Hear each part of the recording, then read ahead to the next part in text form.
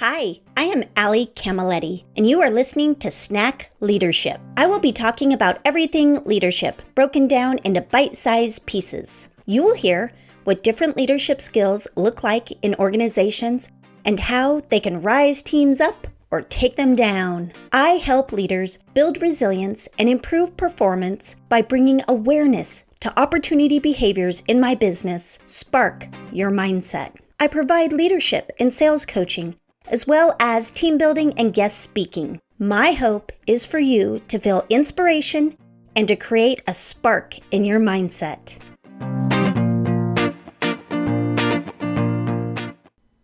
Today we are talking about connection. Human connection is a deep bond that's formed between people when they feel seen and valued.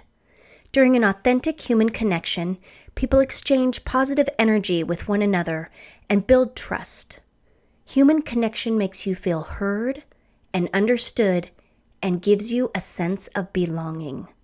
Molly Mandelberg is the founder of Wild Hearts Rise Up, creator of Magnetic Influencer Collective, and also the writer and illustrator of the Wild Hearts Rise Up Oracle deck. She is the host of both Tactical Magic podcast and Reveal the Game of Life podcast. And she's a best-selling author.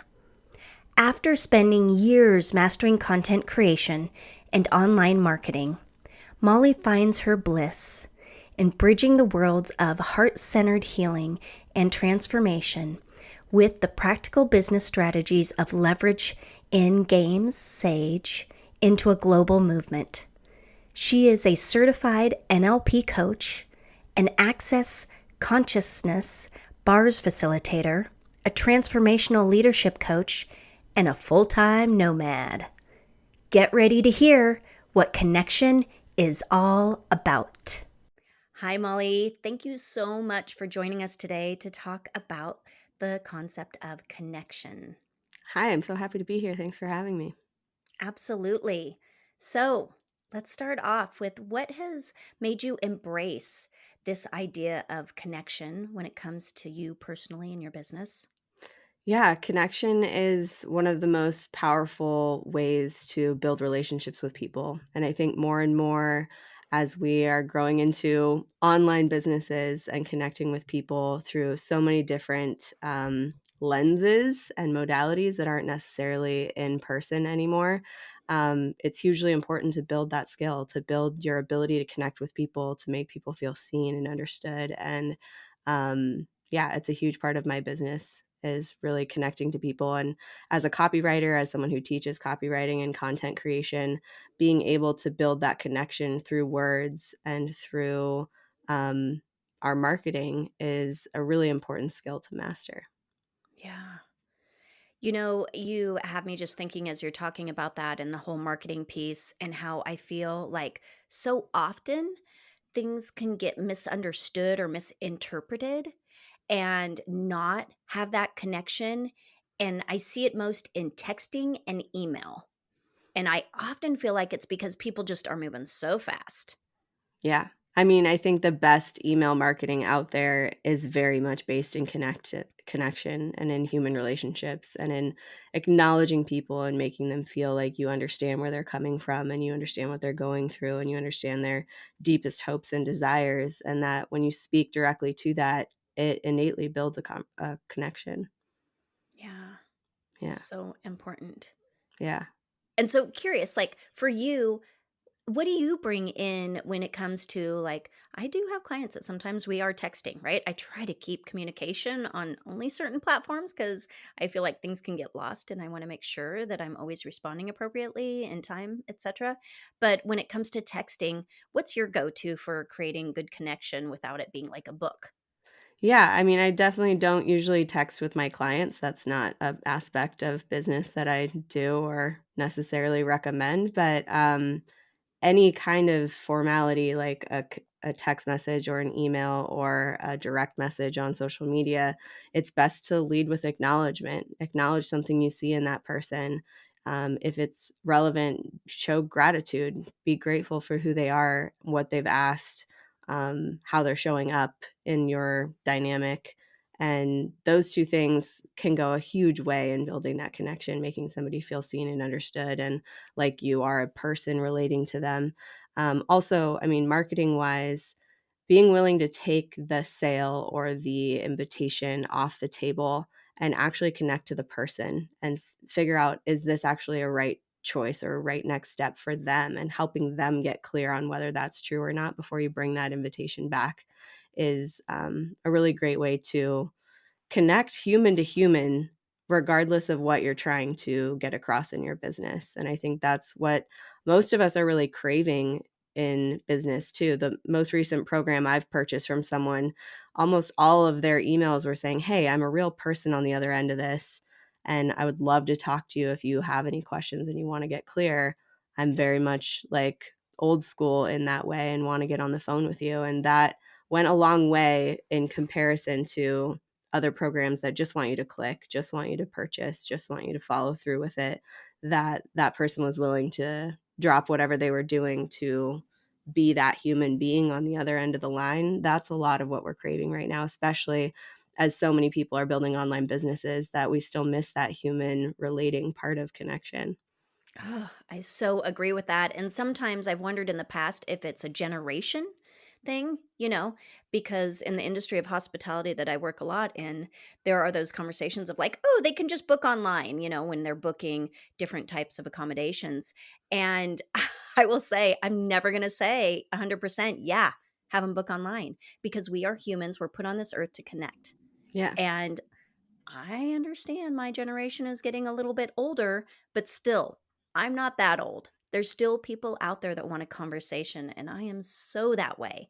Like, Yeah. I would much rather let's get on the phone, and I want to hear your tone.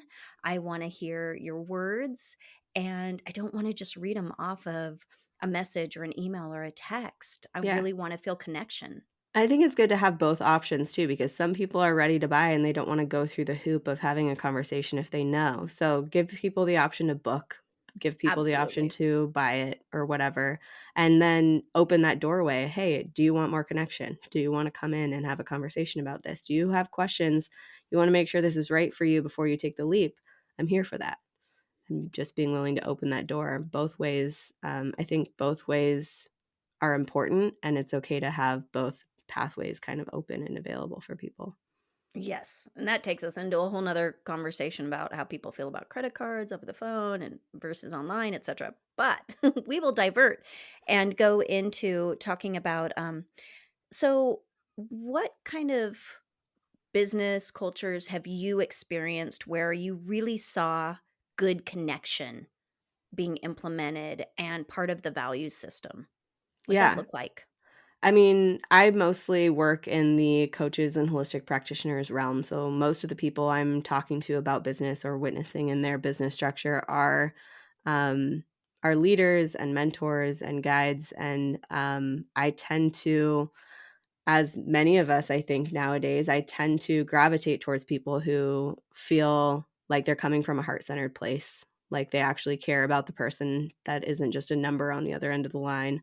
Um, and I've seen it done with the sort of old school rush to the back of the room situation of like, they make some offer from the stage and everybody's supposed to leap to their feet to get it.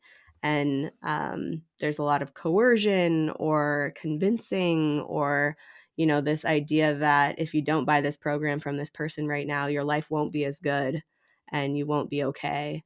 And those are some old tactics that I think feel not good. And I think I've seen it done the opposite, and I try to do it the opposite, which is lead with value, lead with human connection. And if it's right for someone, make it easy for them to know that and make that right choice for them. And if it's not right for someone, there should be so much honoring and permission involved in that too, because I don't know if you've ever worked with somebody who wasn't a good fit, but it's a lot more work to work with somebody who isn't actually a hell yes to working with you, Yeah, and it's not actually fun. So giving people correct. enough information that they can make an aligned choice, whether they're in or whether they're out, and doing that not from a place of coercion, but from a place of curiosity and a place of like enough information shared that they can make that empowered choice. That's the way that I've seen it done well. And when people care about the person and their aligned choice more than getting the sale or making the, you know, the offer go well. Yeah, it totally speaks to one of the values that I focus on a lot is this let's act out of love and not fear Yeah. in everything we do. Yeah. And it's love for people's choices, belief systems, and not coming from that place of you better do it now, otherwise you're going to miss out. Like that fear place is Yeah. such a turnoff to me. Totally. And we obviously still see that out there. It does happen. Yeah, and it's the difference between prosperity consciousness and scarcity consciousness too. Prosperity consciousness knows that if this person doesn't come in, someone will come in.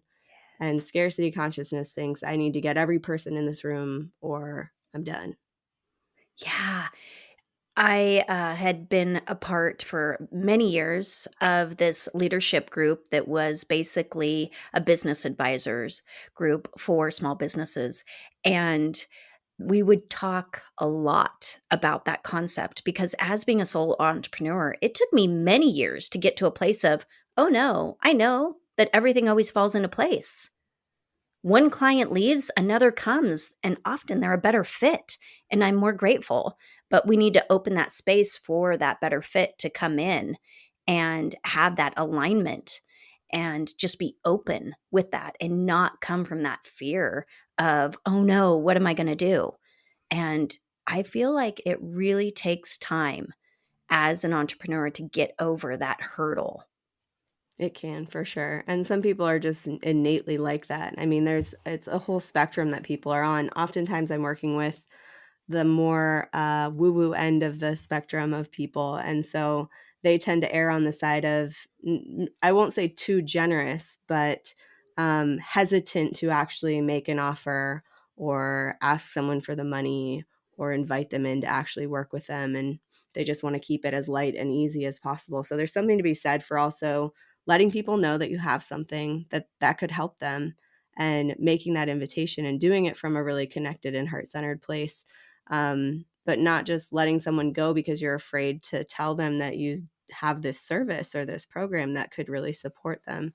So yeah, there's a sweet spot in the middle of all that, which is compassionate and connected and allows for the right people to come in and the people who aren't ready or who aren't a good fit to find their way out. Yeah. Yeah. I feel like we kind of already went to that place of what happens when people aren't really focusing on this connection and what it looks like, right? It feels It yucky. it feels gross. You can Yeah. feel it. Yeah. uh, anything else you want to add before we move on? No, I think that feels good. Okay, great. So, talk to me about one of your mentors that you felt really embodied connection. Yeah. When I was first starting out in business, I went to a business training program called Thrive Academy. And one of their sort of mantras or mottos is connection matters more than anything. And so I will absolutely give credit to Jesse Corin and Charlotte Jacobs. And I have a link on my website resources page that goes to that event if people want to check it out.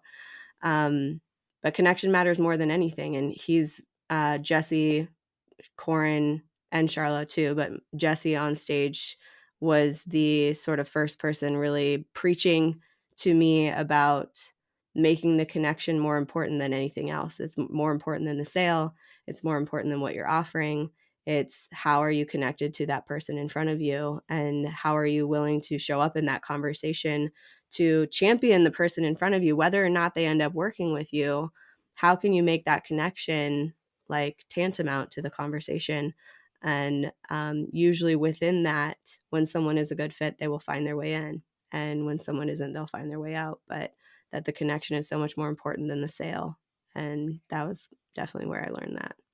Absolutely. I love that. And the people they will share it with, right? Because Yeah, at that time, they might not have that need, but they know people and it's a ripple effect. And that energy will carry through if it's put out there in the right way. exactly. And that builds them into a raving fan who wants to send referrals your way, which otherwise, if you were focused only on the sale and they weren't a good fit, it might have not led to that kind of connection. And that connection can stir so many new opportunities that you're not even aware of yet.